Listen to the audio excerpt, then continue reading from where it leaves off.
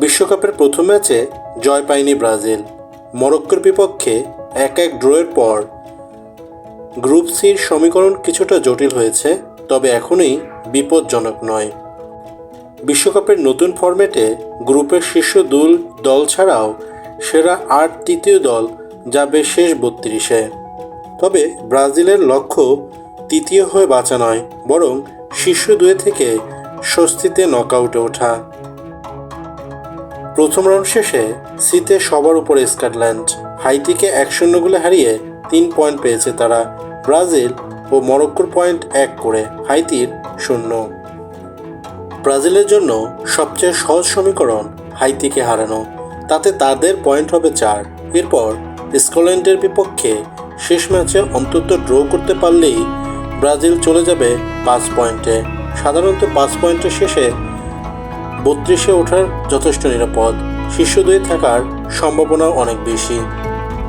তবে ব্রাজিলের জন্য অস্বস্তিকর পরিস্থিতি তৈরি হতে পারে যদি তারা হাইতির বিপক্ষে ড্র করে।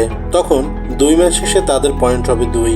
শেষ ম্যাচে স্কটল্যান্ডের বিপক্ষে জয় ছাড়া আর নিরাপদ রাস্তা থাকবে না।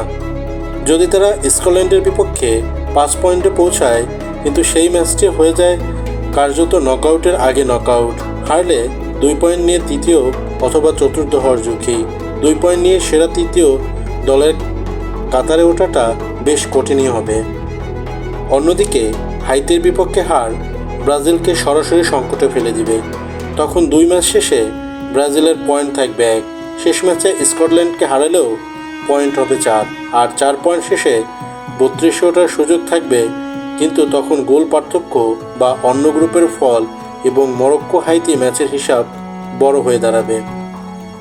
আরেকটি বিষয়, স্কটল্যান্ডের সঙ্গে ব্রাজিলের ম্যাচের আগে মরক্কো নিজেদের অবস্থান শক্ত করতে পারে।